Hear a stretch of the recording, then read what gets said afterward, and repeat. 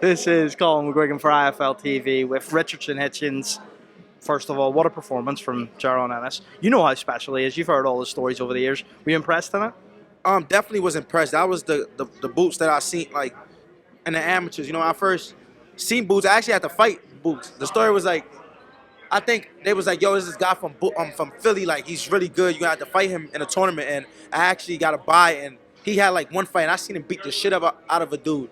And then when me and him fought, it was a lot. It was a real chess match. He got the win, but it was a close fight. It was a chess match. And his dad was like, oh my God, like, you so good. Like, that's the first time his dad met me, Shakur. And Is that the only time you ever fought him?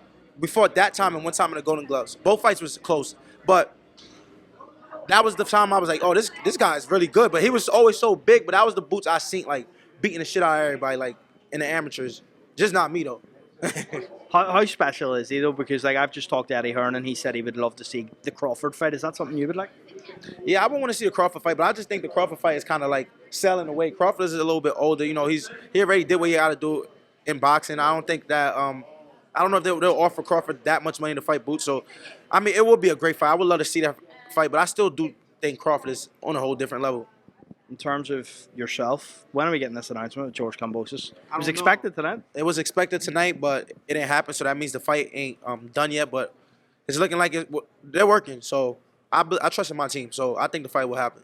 What happens when you step in that ring with George Kambosos? I'm promising a massacre. I don't expect nothing else from myself but me brutalizing his little short, ugly ass. You actually not like him, or is this just like you building yourself? He talk like he's somebody. Like, it's sad. Like, you can't give. I don't know why Teofimo. Like, Teofimo was the best thing that ever happened to this guy. Like, Teo's a clown. That's what I'm trying to tell you. He's not from New York. For letting a guy like him beat him, it's sad. You want Teofimo as well, don't you? Yeah, I want Teofimo. I think he's champion. He's saying he's from New York. The fight already. We already in a collision course to the fight. Tell me about this not being from New York thing, though. Where does that come from? He's from Florida.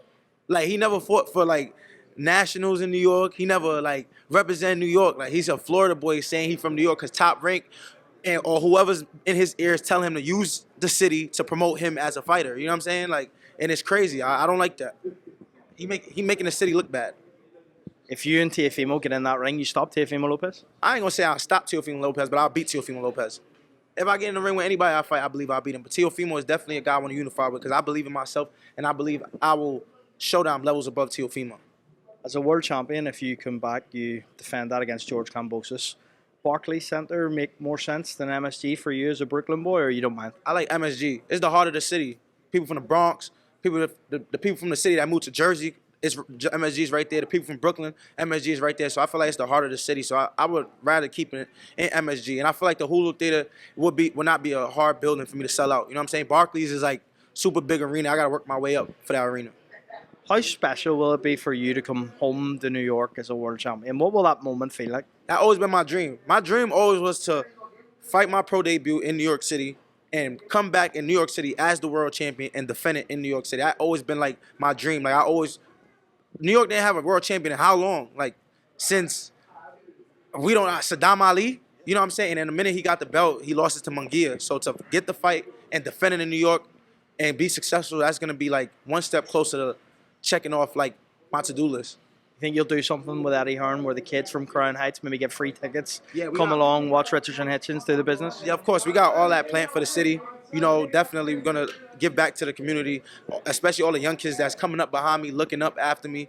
We're going to give back to them and show them like, yo, pull up to the fight. This is what you could do. You know what I'm saying? I ran the Brooklyn Bridge. I ran through Crown Heights. I did the runs. I ran all up and down Eastern Parkway chasing my dreams, chasing goals, trying to get to Olympics and making it to be world champion. I did this in New York City. That's what I'm trying to say. A lot of fighters say they from New York. They from New York, but go train in Vegas, move away to Colorado, move other places. Every fight that I've trained for was in the city, like in Manhattan, running through LES, like training for Bowser, training for Zepeda, training for Lee and Parrow. You know what I'm saying? So I'll give you one more before we go. Do you have a message for George Kambosos down that lens? Do you have a message for him ahead of this fight? I'm tired of saying George already know what the fuck it is. He already got the message. I already told him on Twitter a billion times what's going to happen. I already told him how ugly he is. I already told him how bum ass fighter he is. And it's time for me to just show him what I'm saying. Like, they say Richardson talk all this shit, but when I was talking all this shit to Parrot, everybody was on the internet. Hitchins gonna get knocked out. Hitchins da-da-da. Parrot gonna beat the shit out of him. What happened to Parrot? He's a fellow Australian. He's gonna feel what his man just felt in December. I actually have one more before I let you go. Montana Love walked past me. Have you seen him around here? He looked better as a coach. I remember that beef you two had. Have you ever been able to piece that up or not? Nah, I don't know. If he don't come back to boxing, me and him cool. We probably, you know what I'm saying, go out, have fun or something. If not, if you want to take it personal, it is what it is. We ain't get the fight, so, you know what I'm saying? But that would have been a fun fight, though. It would have sold numbers. Yeah. Richardson Hitchins, appreciate your time. Thank you, bro. I appreciate it. Thanks, bro.